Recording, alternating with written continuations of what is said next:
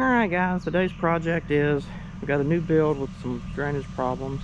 So basically, to wrap up what we got going on is I got this nook in here. We're going to have to put some window wells, raise it up to get that water to flow out. We're going to have to recut all this swell through here because it just didn't have enough pitch.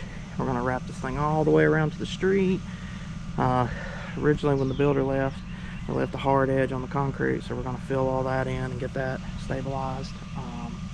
And then lastly, the yard is just, it's so rough, it's almost unmowable.